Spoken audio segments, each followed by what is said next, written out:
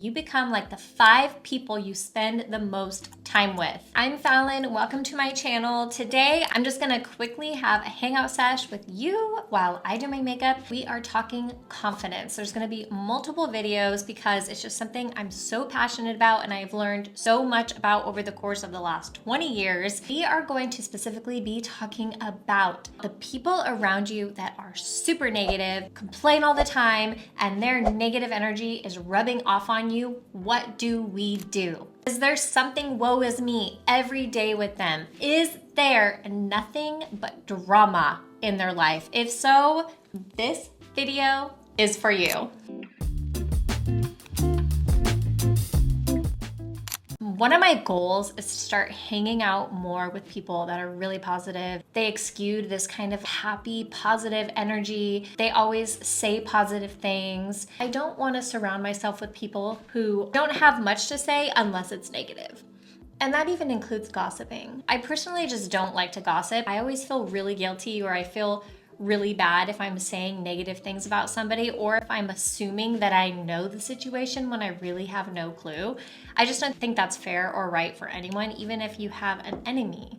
If you're around people who don't tend to gossip, those are the kind of people that are more likely to listen to what you have to say and not spread it around. Those are the kind of friends that you can really trust. It's just really being more intentional about who you allow access to deep personal things in your life, maybe just how much you hang out with them, especially if you really struggle with all of their negative energy rubbing off on you. Some things that I'm gonna look for in a friendship: are they happy people? Do they talk about growth? Do they talk about things of God? Do you feel more energized when you're with them?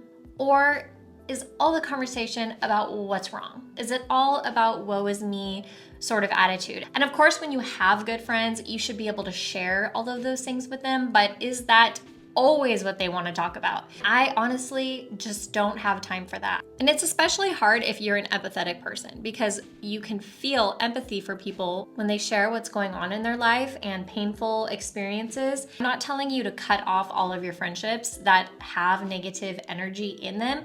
Sometimes you really do need to be that person that person confides in and can come to, and you can prove a trustworthy friend who will pray for them and be there for them and listen to them. But if it's an ongoing, constant thing that's really weighing you down, that's when you can start being a little more intentional. That kind of leads me to point number 2. If you cannot change your environment. Sometimes we're married to very negative people. Sometimes we're living with family who are very negative. What do you do in those situations? And you can't be like, let's just move. I'm going to Bali. That would be nice. If I had a superpower, I think it would be teleporting. I would love to just teleport my way to an island somewhere when I'm in my luteal phase. Really, this is where emotional boundaries come in. It's completely okay to set limits for those people that you love that are in your life that you're not gonna cut off. It could be as simple as saying something like, I really want to support you and I want to be here for you, but I only have 15 minutes to hear you vent right now, and then I have to go. And you can say it without being cold. You can be very genuine. You could tell them how much you love them and you want to be here to support them, but your time is limited. It's just being honest with yourself and with that person about your emotional capacity, or the amount of time that you have to give to that kind of energy in your life. The biggest mindset shift for a lot of people is realizing that you are not responsible for someone else's emotional state. You can love someone deeply and still not carry their stress, and still not carry their anxiety, and still not carry their bad mood on your shoulders. And I know it's really hard when you really love someone.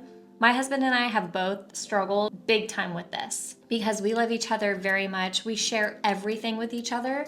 And sometimes when the other person is having a horribly rotten day or a rotten experience because of some drama in one of our lives, it's so challenging not to have one or the other wear that weight, wear the heaviness, and have it completely ruin their day, their week, their month, or their entire year.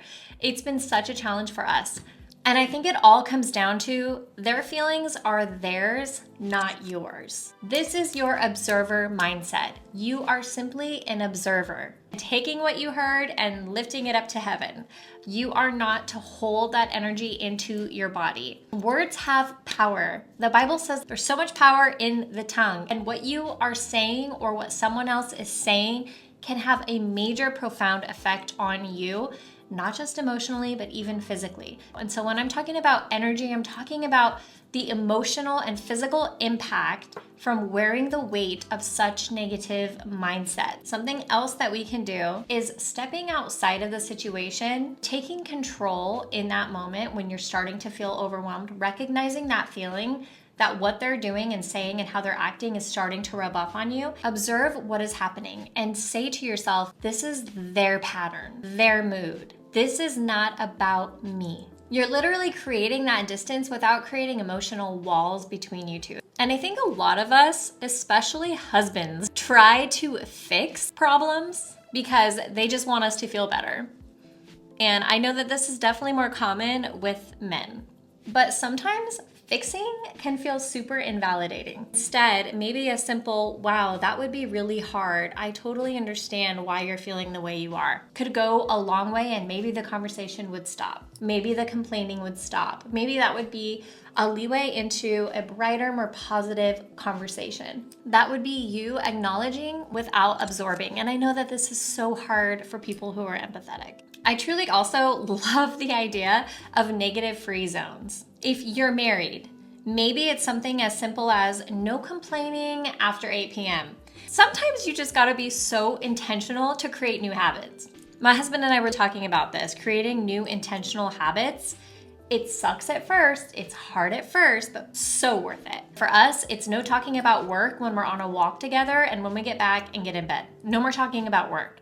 Because we work together and we both like to share everything going on in our work together and individually. My walk at night with him is supposed to be sharing what we're grateful for, just holding hands, walking our dog, enjoying the moment, not talking about what we've been doing all day long, because we can do that when we get home. We can do that before dinner. After dinner, for me, I'm done. I'm tired, I'm shut off. That's just I need to have my heart at peace so that I can sleep in peace time. It could also be something like no heavy talks in the bedroom.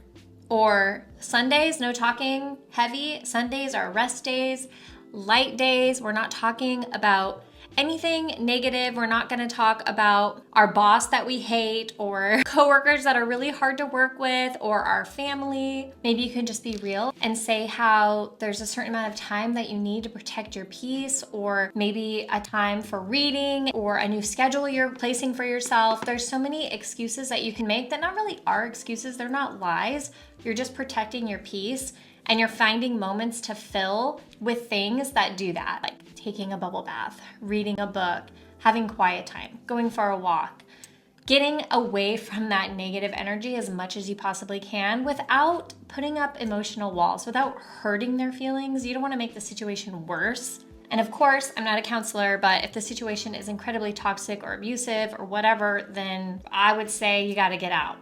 I think one of the hardest things to do is showing these people an example. Positivity can rub off on negativity. It's not as easy, I think, as negativity rubbing off on positivity. But if you can do your best to be that example, I think the reward would be so great. And this is through intentionality, not naggy, not being preachy, just by living your life in a calm way.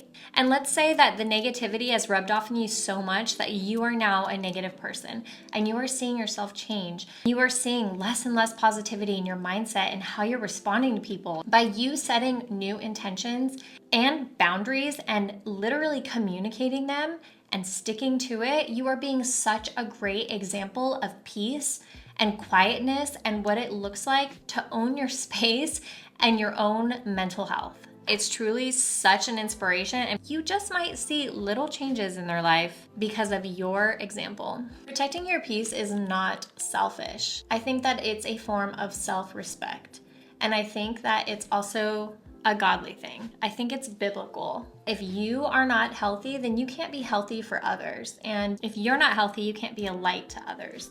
And when it comes to creating a space for yourself that's a negative-free zone, this could literally be a physical place. Like I said, the bedroom, it could be the bathtub. When you go take your bubble bath for an hour, you are not gonna have any negative energy. You are literally gonna even tell yourself, nope, release, take deep breaths. For me, it's when I go to hot yoga, absolutely. I do not let a single bad thought, negative thought, anything stressful, not even work related, enter my mind. I catch it the moment it comes in and I release it because I am there to get a good workout. I'm there to detox. I'm there to even detox my brain. I cannot tell you how many times I have been in hot yoga at the end when everything comes down and your heart is racing and you're finally in a restful position.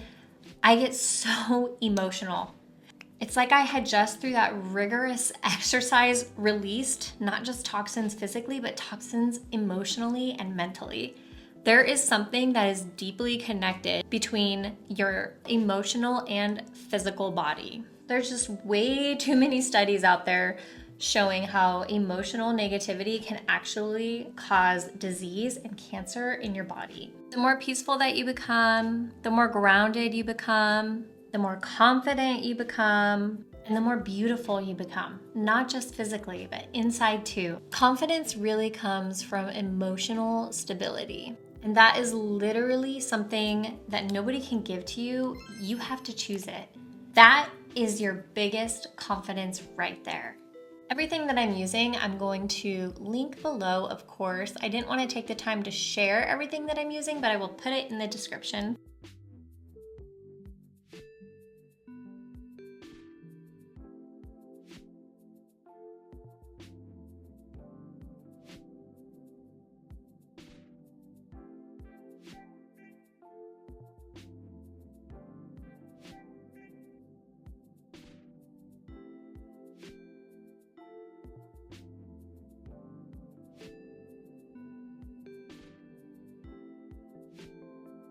That is it. The final look for today. I hope that you could in some way relate. If not, maybe you just enjoyed watching me do my makeup. Either way, thank you for being here. If you got something out of this, let me know below. Like and subscribe. This will help get my videos out there in the YouTube algorithm. I am here praying for every one of you who views my video and subscribes. I love y'all, and I will see you on the next episode. Bye.